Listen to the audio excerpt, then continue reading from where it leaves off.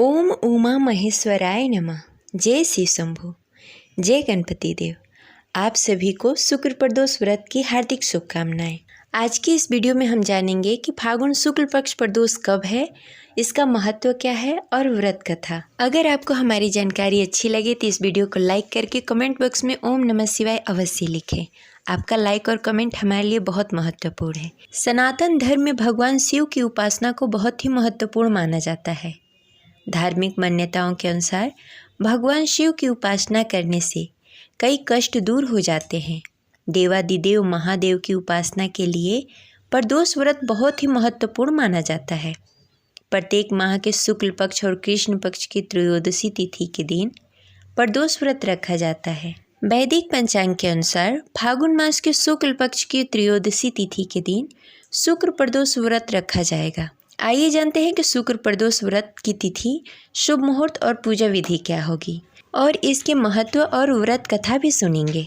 हिंदू पंचांग के अनुसार फागुन मास के शुक्ल पक्ष की त्रयोदशी तिथि 22 मार्च की सुबह 4:44 पर प्रारंभ होगी और इसका समापन 23 मार्च सुबह 7:17 पर होगा। प्रदोष व्रत के दिन भगवान शिव की उपासना प्रदोष काल में की जाती है, इसलिए शुक्र प्रदोष व्रत 22 मार्च 2024 दिन शुक्रवार को रखा जाएगा।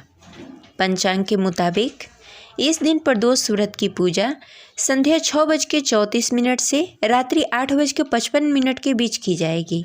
धर्मशास्त्रों में बताया गया है कि शुक्र प्रदोष व्रत के दिन भगवान शिव की विधिवत उपासना करने से जीवन की सारी बाधाएं दूर हो जाती है, बिगड़े हुए कार्य सुधरने लगते हैं। इस विशेष दिन पर रुद्राभिषेक करने का विशेष महत्व होता है। मान्यता है कि प्रदोष व्रत के दिन भगवान शिव पर जल अर्पित करने से कई प्रकार के रोग दोष और समस्याएं दूर हो जाती है और जीवन में सुख समृद्धि का आगमन होता है। साथ ही इस दिन व्रत का पालन करने से आत्मविश्वास और मानसिक शांति प्राप्ति होती है। साथ ही इससे देवादिदेव महादेव अपने भक्तों से जल्द ही प्रसन्न होते हैं। प्रदोष व्रत की पूजा प्रदोष काल में की जाती है, तो प्रदोष व्रत के दिन भगवान भोलेनाथ और माता पार्वती की विधिवत पूजा करें। हो सके तो भगवान शिव के मंदिर में जाकर भगवान भोलेनाथ और माता पार्वती की विधिवत पूजा करें। पूजा करते समय ओम नमः शिवाय मंत्र का जाप करते रहें। भगवान भोलेनाथ को प्रसन्न करने के लिए गंगा जल से अभिषेक करें।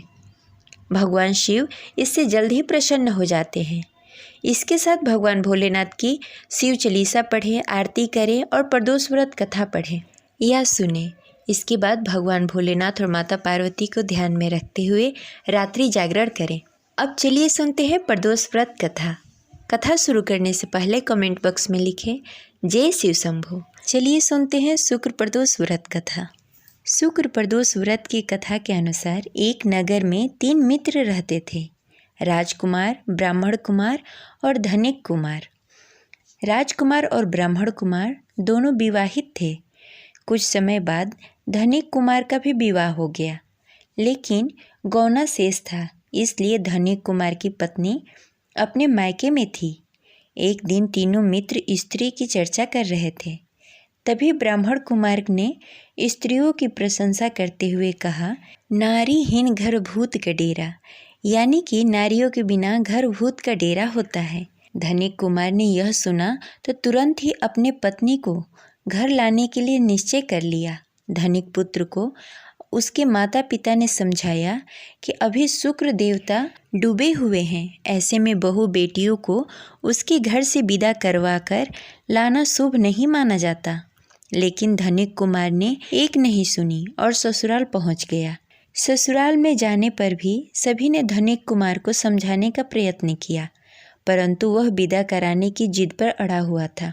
धनिक पुत्र के हठ के कारण कन्या के माता पिता को विदाई करनी पड़ी। विदाई कराने के पश्चात पति पत्नी शहर से निकले ही थे कि बैलगाड़ी का पहिया निकल गया और बैल की टांग टूट गई। दोनों को चोट लगी, लेकिन फिर भी वह चलते रहे।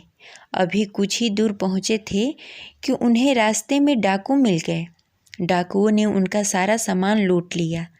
जैसे ही दोनों घर पहुँचे, धनिक पुत्र को सांप ने डस लिया।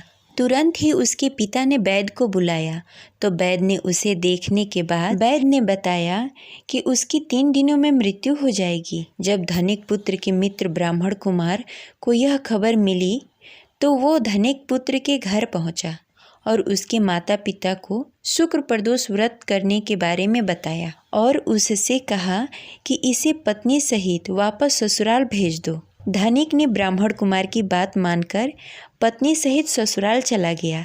वहाँ पर उसकी हालत ठीक होती गई, यानी शुक्र प्रदोष के महात्म्य से सभी कष्ट दूर हो गए। शुक्र प्रदोष के दिन यह कथा अवश्य पढ़नी तथा सुननी चाहिए। इस दिन कथा सुनने तथा सुनाने तथा कथा समाप्ति के बाद हवन सामग्री मिलाकर 11 या 21 बार या 108 बार ओम ह्रीं क्लीं नमः शिवाय स्वाहा मंत्र से आहुति दें। उसके बाद शिव जी की आरती तथा प्रसाद वितरण करें। उसके बाद भोजन करें। कहा जाता है कि शुक्रवार को प्रदोष व्रत सौभाग्य और दाम्पत्य जीवन के सुख समृद्धि भर देता है। यही कारण है कि आज के प्रदोष का काफ़ी खास महत्व माना जाता है। शुक्रवार के दिन पड़ने वाले इस प्रदोष व्रत से सुख समृद्धि मिलती है। ये रही आज की कथा। आपको कैसी लगी कमेंट बॉक्स में ज़रूर बताएं। मिलते हैं अगले वीडियो में, तब तक के लिए हर हर महादेव।